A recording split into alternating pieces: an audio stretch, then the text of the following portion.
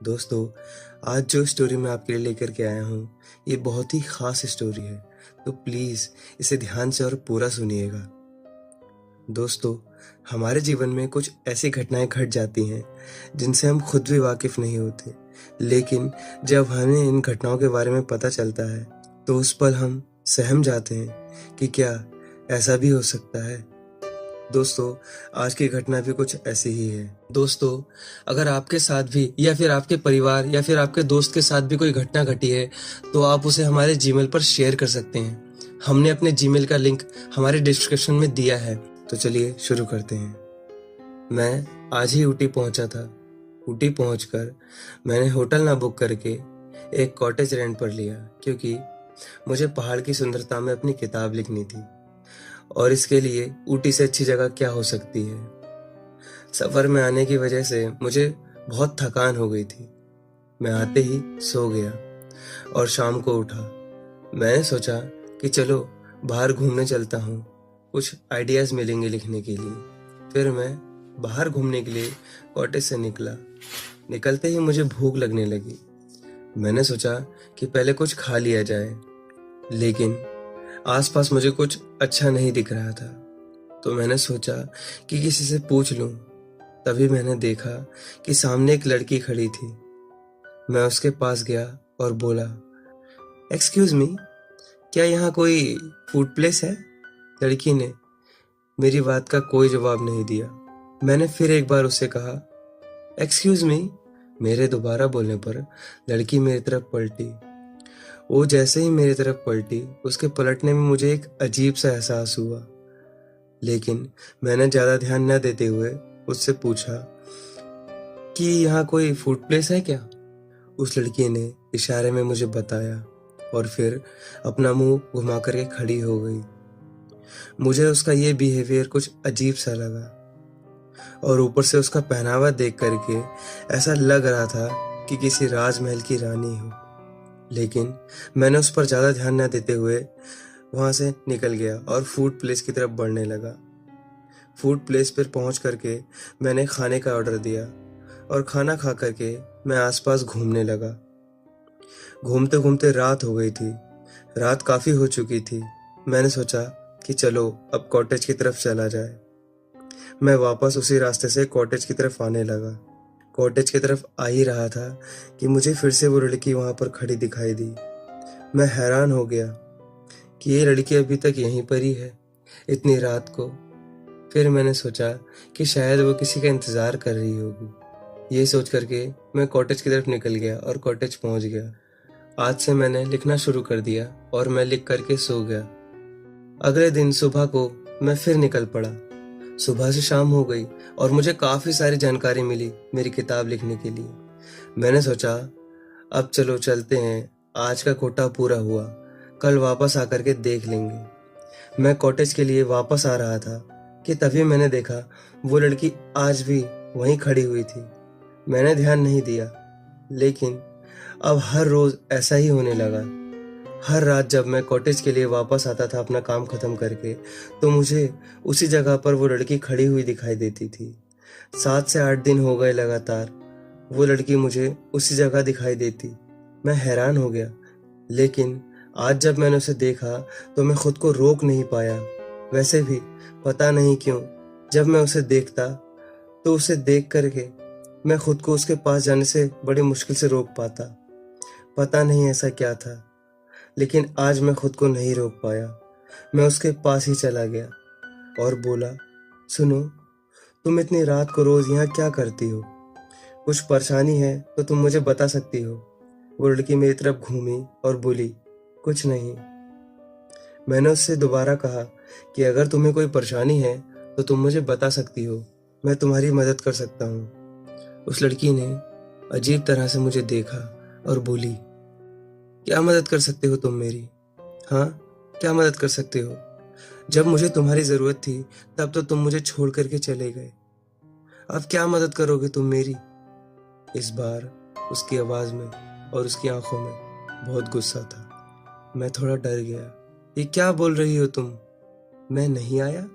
मतलब मैं तो तुम्हें जानता भी नहीं। ये सुनकर उस लड़की की आंखों में आंसू आ गए। और वो बोली, छोड़ करके तो तुम मुझे बहुत पहले ही चले गए थे और अब मुझे पहचानने से भी इनकार कर रहे हो। ये सब सुनकर मैं बिल्कुल हैरान हो गया। अब मुझे लगा कि शायद ये कोई पागल है। मैं बिना कुछ कहे वहां से कॉटेज की तरफ वापस आ गया। रात भर मैं उसी लड़की के बारे में सोचता रहा कि आखिर कौन है वो लड़की और क्या बकवास कर रही थी। मैं बड़ा परेशान हो गया। आज मैंने कुछ लिखा भी नहीं था। अगले दिन मैं फिर अपने काम के लिए निकल पड़ा। इस बार मैं बहुत देर तक घूमने के बाद एक जंगल में पहुंचा। मैं जंगल में काफी अंदर तक जा चुका था। मैंने देखा कि जंगल के बीचों बीच एक बहुत बड़ा सा शानदार घर बना था। मैं उसकी तरफ खींचा चला गया। उसे देख करके ऐसा लग रहा था कि यहाँ काफी समय से कोई नहीं आया है। मैं उस घर के अंदर गया। मैंने अंदर देखा कि जगह जगह पर मकड़ियों के जाले थे और चारों तरफ धूल और जाला ही जाला दिखाई दे रहा था। लेकिन मैंने जब अंदर से उस घर को देखा तो मन में आया कि अभी भले ही यहाँ कोई नहीं रहता है, लेकिन जब यहाँ चहल पहल होती होगी, यहाँ लोग रहते होंगे, तो ये घर कितना आलीशान दिखाई देता होगा। ये सोचते सोचते मैं बाहर आने लगा कि तभी मुझे अचानक से ठोकर लगी और मैं एक दरवाजे से टकरा गया। मेरे टकराने से दरवाजा खुल गया और मैं उस कमरे के अंदर जा गिरा। मैं उठा तो मैंने देखा कि ये किसी का बेडरूम है। उस बेडरूम में रखी हुई चीजों को देख करके ऐसा लग रहा था कि ये काफी पुराने समय की चीजें हैं। मुझे उस रूम में कुछ अजीब सा महसूस हो रहा था कि तभी अचानक मेरी नजर दीवार पर लगी पेंटिंग पर पड़ी। पेंटिंग बहुत बड़ी थी और शायद किसी चित्रकार से बनवाई थी। पेंटिंग पर कहीं कहीं धूल लगी हुई थी। मैंने जेब से रुमाल निकाला और उस पेंटिंग को साफ करने लगा। जैसे ही मैंने पेंटिंग को साफ किया, मुझे एक अजीब सा झटका लगा और मैं तुरंत पीछे हट गया। मैंने देखा कि वो पेंटिंग मेरी थी। ये देख करके मैं हैरान हो गया। मैं फौरन वहां से बाहर निकल आया। मैं समझ नहीं पा रहा था कि ये कैसे हो सकता है। मैं वापस कॉटेज आ गया। मेरी आंखों ने आज जो देखा, मेरा दिमाग उस पर यकीन नहीं कर पा रहा था कि उस पेंटिंग में मेरी तस्वीर, और वो भी उस लड़की के साथ जिसे मैं पागल समझ करके छोड़ आया था। मुझे कुछ समझ में नहीं आ रहा था। अगले दिन मैं फिर उसी जगह पर गया जहां वो लड़की खड़ी रहती थी, लेकिन आज मुझे वहां पर कोई दिखाई नहीं दिया। फिर मैं हिम्मत करके उसी घर की तरफ गया जहां मैं कल गया था, क्योंकि मैं इस गुत्थी को सुलझाना चाहता था। घर के पास कुछ ऐसा मिल जाए जिससे ये सब सुलझ जाए। इसी खोज में मैं जंगल के काफी अंदर चला गया। अंदर जाकर के मैंने देखा कि वहाँ एक छोटा सा गांव है जहाँ मुश्किल से 7 या 8 घर होंगे। वहाँ पहुंचकर मैंने एक आदमी से उस घर के बारे में पूछा तो उस आदमी ने कहा कि ये घर राजा महेंद्र सिंह और उनकी पत्नी माधवी का था। वो दोनों यहाँ रहा करते थे, लेकिन हमारे दादाजी बता सकते हैं इस घर के बारे में, उनको सब पता है। वो आदमी मुझे अपने घर ले गया, मुझे अपने दादाजी से मिलाया। उनके दादाजी ने जैसे ही मुझे देखा वो हैरान हो गए और बोलने लगे, राजा महेंद्र सिंह आप यहाँ? मैं बोला, मेरा नाम विक्रम है, महेंद्र नहीं।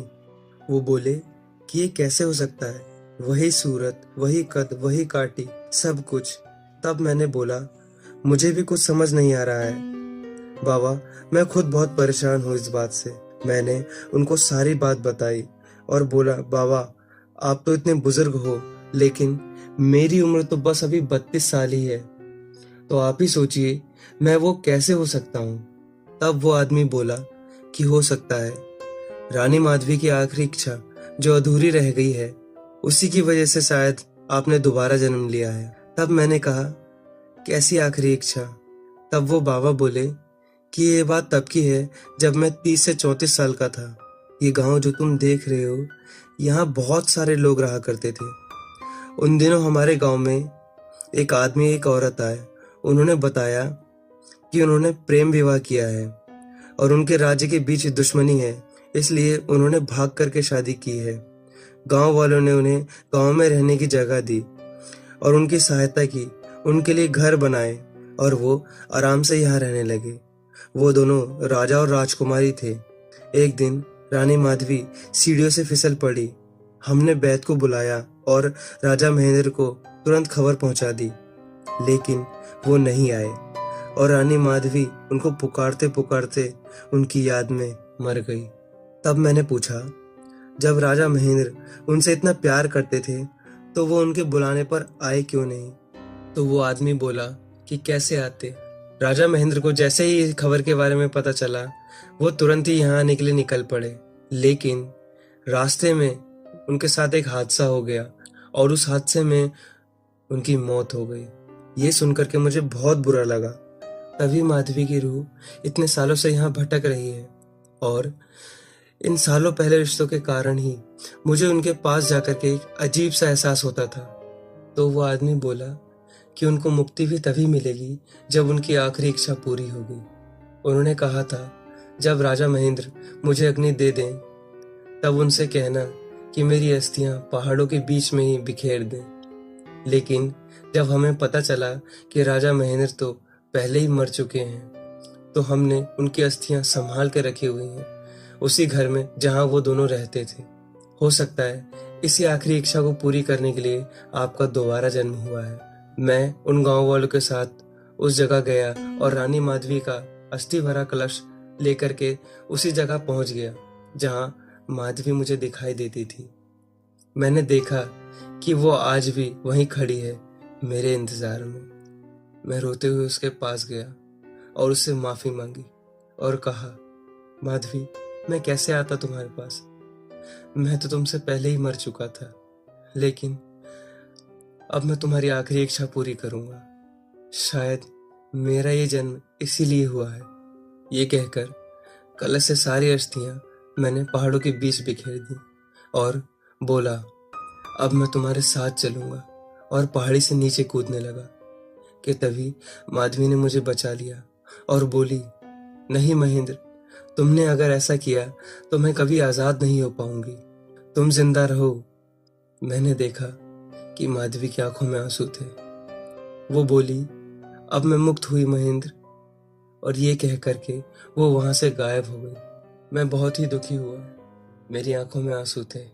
भले ही मुझे कुछ याद नहीं था, लेकिन इस एहसास को मैं महसूस कर सकता था। मैं अगले दिन ही ऊटी से वापस आ गया। मैंने किताब लिखी महेंद्र और माधवी के प्यार और उनके रिश्ते की, कि किस तरह अपने हम सफर के इंतजार में एक रूह बरसों पहाड़ों में कैद रही। तो दोस्तों, ये थी हमारी आज की घटना। दोस्तों, आपको स्टोरी कैसी लगी कमेंट करके हमें ज़रूर बताइएगा, और वीडियो अच्छी लगी हो तो वीडियो को लाइक करिएगा यार, चैनल को सब्सक्राइब करिएगा और वीडियो को शेयर करिएगा। दोस्तों, ऐसी ही घटनाएं हम आपके लिए